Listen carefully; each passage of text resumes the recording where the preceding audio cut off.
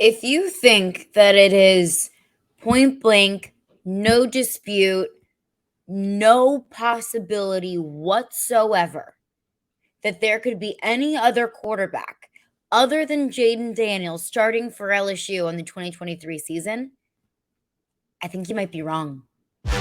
You are Locked On LSU, your daily podcast on the LSU Tigers. Part of the Locked On Podcast Network, your team every day.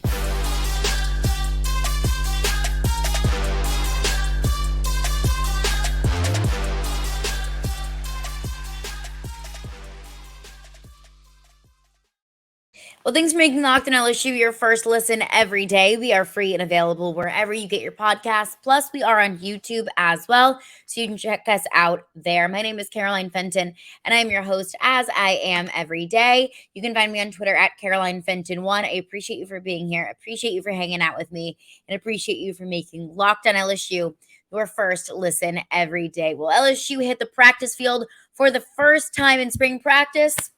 Round of applause for everybody because we made it, baby. We made it through the long, treacherous, dark months of no football news whatsoever. And now we finally are starting to get some breadcrumbs and some little bit of a peek behind the curtain of what this LSU team is going to look like in 2023. And even though we're still 6 months away from that first snap against Florida State in Orlando come September on Labor Day weekend, it still feels like we are just that much closer to football, baby. So I'm excited. I'll have a full breakdown of the first day of spring practice. Brian Kelly hit the podium today, kind of giving a preview of what spring ball is going to look like. Make sure to stay tuned for tomorrow's podcast for a full day one of spring practice breakdown. I wanted to wrap up before we get into a breakdown of spring practice. I wanted to wrap up my thoughts of some of the questions that I have going into spring practice. The questions that I have about this football team that aren't going to be answered really anytime soon. They're not going to be answered day one of practice. They're not going to be answered by the spring game, but they're going to be questions that I have that I'm going to look for the answer to as spring practice progresses, as this team progresses through the offseason and gets set to take on Florida State in September. And if there's anything that we learned from Brian Kelly this past year when we were going through the quarterback competition, and Brian Kelly didn't name a quarterback until like the day of that first game against Florida State, I think that's indicative that we aren't going to get as much information at all. Like if Brian Kelly doesn't have to give us information, he won't. And whatever tactical advantage he thinks that brings the team, fine, that's great, whatever. We can do our own analysis and we can do our own breakdown and we can take our own we can jump to our own conclusions about what we've seen in practice. So let's highlight the offensive questions that I have going into spring ball. My defensive questions were on the podcast yesterday, so you can find those on your preferred podcast platform. You can find them on YouTube, but let's get into the offense. This is the biggest question. Not offensively, not defensively, not on special teams, not on the coaching staff, about this team as a whole. Because this question has to do with the most important position and the most the key person on your team in any sport, and that's the quarterback position. I know what Brian Kelly said after the Citrus Bowl. I heard it loud and clear, just like you did, when Brian Kelly said after the Citrus Bowl, when he was asked about the quarterback competition, and he said, Jayden Daniels is our starter. Jayden Daniels is our starting quarterback.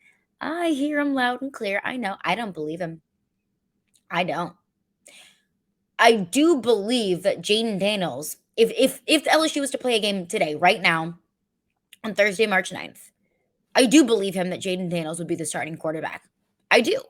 I do believe that Jayden Daniels is going into spring practice as QB1, that he's taking majority of the first team reps. I do. I do wholeheartedly believe that.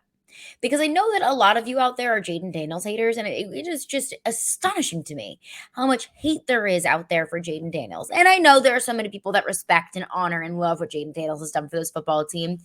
I hear you, and I respect you, and I honor you. But to the Jayden Daniels haters out there, he did nothing this past season to lose his job as QB1. LSU won the SEC West, and you could say, oh, well, they did it in spite of Jayden Daniels. I don't believe that for a single second. Jayden Daniels was your leading rusher. And you could say, okay, well, that was the problem, that Jayden Daniels never threw the football. Well, LSU threw the football more than 8 teams in the SEC. LSU threw for the 4th most yards in the SEC, only behind Georgia, Tennessee, and Mississippi State in the air raid offense. I mean, like LSU threw for more yards than Alabama did. And LSU had the 4th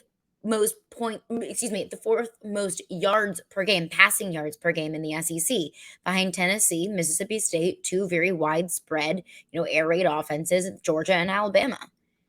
LSU the 5th most passing yards per game. LSU had the 8th most yards per game in total, which isn't the best tally. But I think we need to debunk this idea that Jayden Daniels can't throw the football, because LSU ranks in the top 3rd of all passing yard statistical categories in the conference. Did Jayden Daniels struggle with accuracy at sometimes? Yeah, he did, and that is well documented that I have said that. Did Jayden Daniels not throw to wide open receivers when they were available? Yeah, and I have nitpicked that whenever it was fair. Against Mississippi State in the first half, pretty much the entirety of the Florida State game, the Auburn game when Jayden Daniels really struggled to move the football, not with his legs. Yes, and those are all true things. Those are all fair. But Jayden Daniels, we cannot deny that Jayden Daniels improved week over week throughout the season. Did he have a setbacks? Yeah. Was Arkansas an ugly game? Yep, it was. But you cannot look at what this LSU team accomplished and not give Jayden Daniels some of the credit for it. You don't win the SEC West and beat teams like Florida, Alabama, Auburn. I know Auburn, wasn't as good this year as they have been in the past, but stay with me. Ole Miss, you don't beat those kinds of teams if you have a bad quarterback that deserves to lose his job.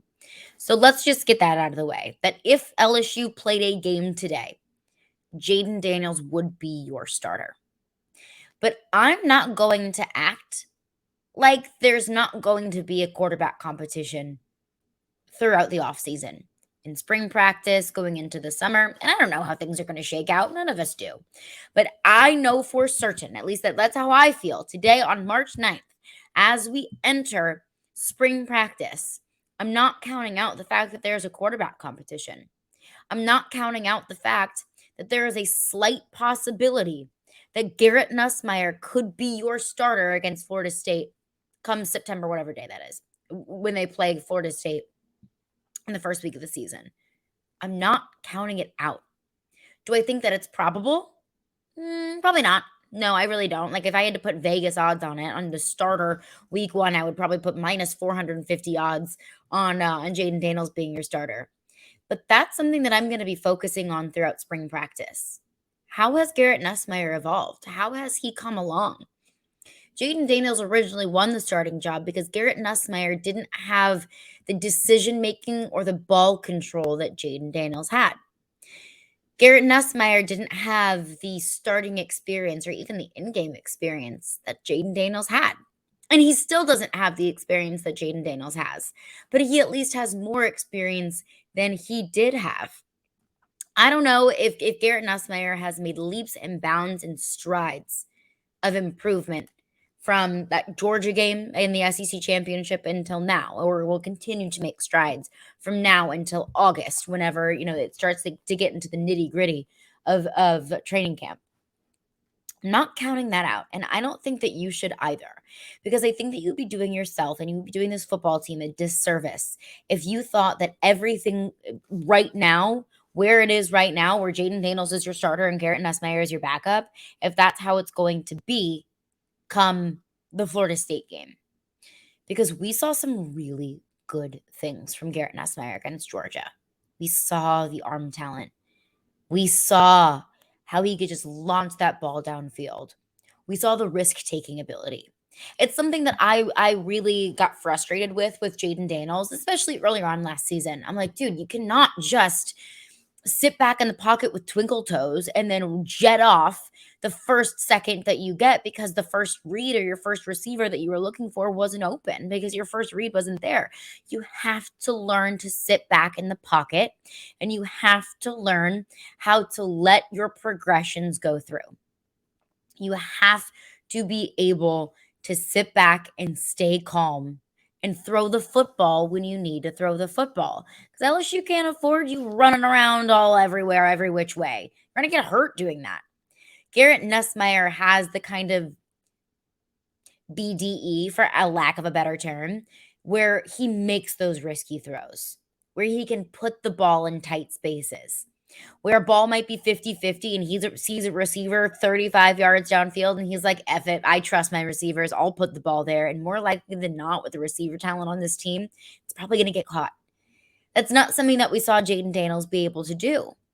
But that's also understanding that with risky balls, the good side of that is you make a stellar completion, like what we saw against Georgia. The downside of that is interceptions, incompletions, turnovers, which is what Garrett Nussmeier struggled with. And this past season and has struggled with really for the entirety of his career at LSU as a quarterback. There's two sides of it. Because I know that everyone was so enthralled with what Garrett Nussmeier did against Georgia in the SEC Championship, myself included. He had a great game. But also remember that with each quarterback, there are two sides to every story. To the Jayden Daniels people who are saying it's Jayden Daniels or bust, I hear ya. He is the starter for right now. But I think you would be remiss to not acknowledge the skill that Garrett Nussmeier has. To the Garrett Nussmeier people, I hear it. I see it. Like, I hear ya. But you also have to understand that and acknowledge that it may get to a point where Garrett Nussmeier is throwing an interception per game, and that's not going to look very pretty. And you're not going to feel the same way about Garrett Nussmeier that you do now. The grass is always greener. There might always be a shinier toy on the other side. But the overall understanding that I have and what I want to share with you all is what is established at the quarterback position right now might change over time. It might not change over time, but I'm at least keeping an open mind. And one thing that I know to be true, whichever player looks the best in practice is going to win the job. If Garrett Nussmeier, far and above, looks like the better quarterback, he's going to win the job. If Jayden Daniels looks like the better quarterback in practice, like he did last spring practice or last training camp, whenever he earned the starting job, he will be the starting quarterback. That's as simple as it is. I think that's what we've seen from Brian Kelly is he'll give the best player the best opportunities. And I don't think the quarterback decision is going to be any different. But coming up next, some more offensive questions that I have. The offensive line, running back position, wide receiver core. The LSU is in a great position where they've got a lot of talent and they've got a good bit of depth at a lot of positions, but there still are some question marks, and we will get into those coming up next. But before we do that, I want to tell you about FanDuel because the midway point of the NBA season is here, and now it is the perfect time to download FanDuel, America's #1 sportsbook, because new customers get a no-sweat first bet up to $1,000 that is bonus bets back if your first bet does not win. Just download the FanDuel Sportsbook app. It is safe, it is secure, and it is super easy to use. And then you can bet on everything from the money line to the point scores and the threes drained. And you can also combine maybe your money line bet with some player props. So maybe player points, rebounds, assists, etc. Whatever you think is going to shake out in a certain NBA game, you can combine those bets for a same game parlay for a chance at a bigger payout. So don't miss the chance to get your no sweat first bet up to $1,000 in bonus bets when you go to FanDuel.com/lockedon. That's FanDuel.com/lockedon to learn more. Make every moment more with FanDuel, an official sports betting partner of the NBA. Well, thanks for making Locked On LSU your first listen every day. Make sure you check out our brand new podcast, Locked On College Basketball. Everything that you need to know about college basketball all in one place. Plus, you can hear from big name experts, insiders, coaches, and players. And it's the best place to go now that we're in tournament play. If you can find out the latest on some of the bubble teams, help out your bracket once the NCAA tournament comes around. Locked On College Basketball available on YouTube and wherever you get your podcasts. Continuing on with some of my offensive question marks as LSU heads into spring practice. The biggest question, not just offensively, for this team as a whole, quarterback position. I know Jayden Daniels for right now is the starter. When does that change? Does that change? I think it could if it gets to that point. My next question is on the offensive line, because LSU's offensive line was a weak spot at the beginning of the season, and then once it started to mesh, it became a different story. However, it took how many weeks? 4 or 5 weeks for the offensive line to finally get set and to have a repeated offensive line lineup week over week. It was injuries, and then it was guys being in positions that they really weren't very strong at, and it cost this team. It absolutely cost this team, at least early on. Where it stands right now, you have 5 returning offensive lineman starters. Miles Frazier at left guard. Of course, Will Campbell at left tackle. Charles Turner, your returning center. Garrett Dellinger at right guard. And Emory Jones at right tackle. I think your exterior linemen, your tackles, I think those are set. I think that Will Campbell at left tackle and Emory Jones at right tackle, that to me feels signed, sealed, delivered. Of course, anything can change throughout the offseason, but I feel pretty confident in saying that those are going to be your tackles. Your interior offensive lineman, on the other hand, I think that could be a total toss-up because LSU brought in a couple pieces via the transfer portal. Of course, Mason Lunsford from Maryland. That's the most recent offensive line pickup from the transfer portal. Jake Renfro, Ja'Kai Clark. Those are another couple pieces on the offensive line that LSU has accumulated via the transfer portal. So I'm not going to count out that those 3 pieces, those 3 transfers, who all have experience being interior offensive linemen. Mason Lunsford, the most recent, has been a career left guard, but can play it on the right side, can play at center. So are any of those players, any of those transfer players going to emerge as better options on the offensive line than the returning pieces? Charles Turner was a fine piece at center. And with center, I'm always very sensitive with that because especially whenever you have a quarterback rotation or a quarterback competition, I don't think the quarterback competition is as robust this season as it was last season when you had like 50,000 bodies in the quarterback room. But I think now, like, you want to get your center figured out. That's the anchor of your offensive line. And that is like if you want to consider the quarterback the brains of the offense, your center is like the brains 2.0. Your center is like if your quarterback is the CEO of the offense, well, then your center is like the CFO of the offense.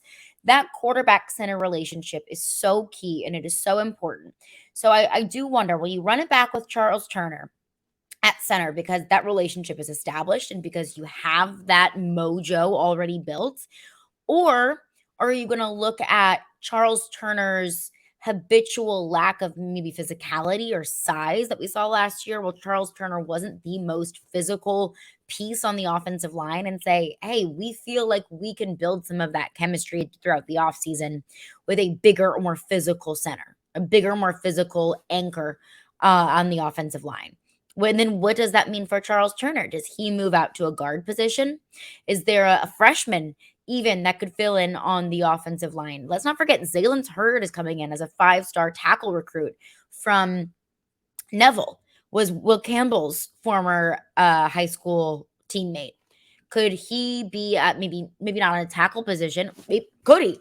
Could he beat out maybe Emory Jones at the right tackle position? And you've got 2 Neville High grads on both sides of the offensive line. Anything and everything is on the table for me as far as the offensive line is concerned. I think that they're going to play a whole lot of shuffling within the interior. And then in the left and right tackles will kind of probably stay put. That's just my interpretation of it. Of course, anything can change. But LSU now has a good bit of options and a good bit of depth for interior offensive linemen that I think they're going to start to play a little bit of a chess game with those players. So that's one thing. The offensive line, how does that come together and with what pieces and where? Because you've got some swing tackles in there. You've got some swing offensive linemen in there that can play guard, that can play center, can play on the outside. But which position fits their strengths the best? That's one question for me. The second question is, what is the running back position going to look like? This past season, it was truly a running back by committee kind of vibe, where each running back really kind of had their own strength. You had your third down backs, you had maybe your pass catching backs, you had your big bully, tough physical backs. Will this running back room start to, hit its stride a little bit more?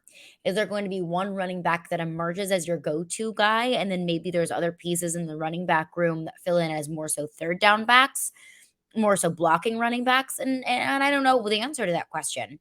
But I think as long as you've got a room with Noah Kane, Armani Goodwin, John Emery, and then all of the new pieces coming in and some of the freshmen and the transfer portal pieces, and also Josh Williams as well. I think you've got a lot of options there. But is there one that emerges as your go-to guy? I don't think that LSU really had that one go-to guy. It was more so your go-to guy in certain circumstances and certain situations. Is there going to be a go-to guy that emerges, or does Mike Denbrock stick with a running back by committee that they found the most success doing it that way? That's one big question. The other question that I have for the offense in terms of the pass catchers, and I'll get into that coming up next. So I've always asked this question. It's Malik Nabers, and then who else? And I think that you could go down the line of several options that could fill in. Landon Ibieta. Does he really start to step up as a guy that was sidelined in his true freshman year?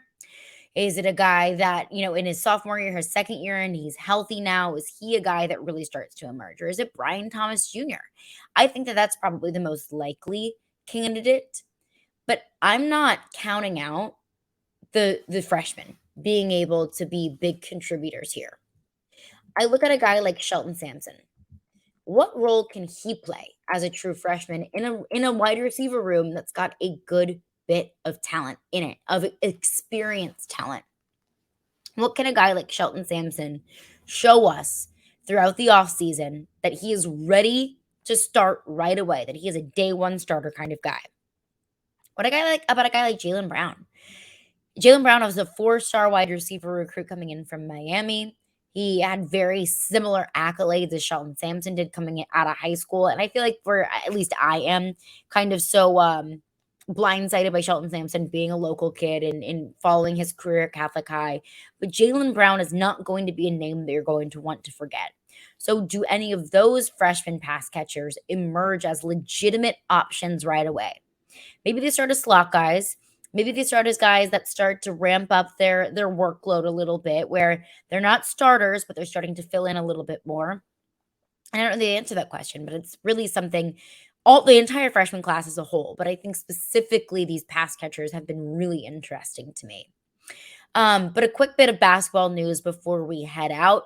LSU gets a round one win in the SEC tournament on Wednesday night. LSU taking down Georgia 72-69, and it was not pretty, but it was beautiful.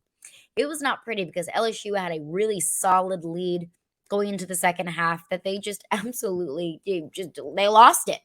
Early to the midway point of the second half, but KJ Williams absolutely, his heroics at Bridgestone Arena in Nashville, Tennessee on Wednesday night.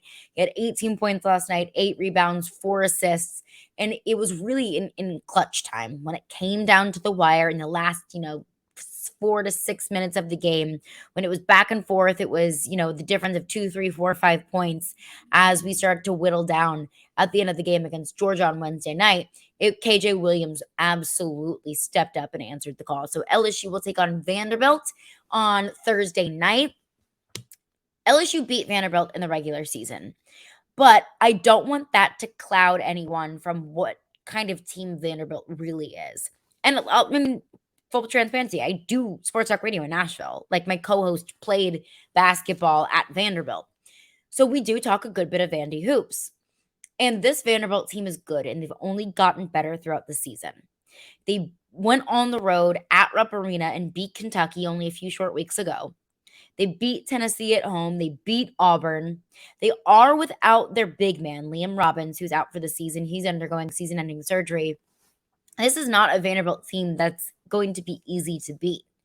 But I've said this all day, that LSU's record, I don't think, is indicative of the talent and the heart on this team. They just haven't really been able to fit all of the pieces together. They didn't even really fit all the pieces together against Georgia last night, but they were able to pull it out in the end. I think if LSU is able to piece all of the good things that we've seen from this team together at the right time, I think absolutely they could beat Vanderbilt. Now it's not an expectation of mine, honestly. I didn't even think LSU was going to beat Georgia last night. Maybe that's not fair of me, but I didn't go into the tournament with a lot of expectations, nor will I change those expectations now. But there is a good bit of truth to the fact that this LSU team has never given up. When it would have been easy for this team to just say, you know what, like we're bad, we're done, like can we just go home, like Cabo on 3, 1, 2, 3, ready Cabo. It would be really easy to do that, but LSU has never given up. I saw that on Wednesday night against Georgia. They fought all the way to the end, and they pulled out a win because of it. Not put my money on it, but I am saying I do think it's going to be a fun game to watch in Nashville in the SEC tournament tonight. So we'll have a full update from that game on tomorrow's podcast, and of course, a full breakdown of what Brian Kelly had to say at the podium on the first day of spring practice. It's getting close. Getting closer and closer by the day. That's going to do it for me today. Thank you for making Locked On LSU your first listen every day. So for your second listen, check out our brand new podcast, Locked On College Basketball. Experts Isaac Shade and Andy Patton bring you everything that you need to know on and off the court. Plus, hear from big-name experts, coaches, and players throughout the basketball landscape. Locked On College Basketball, available on YouTube and wherever you get your podcasts.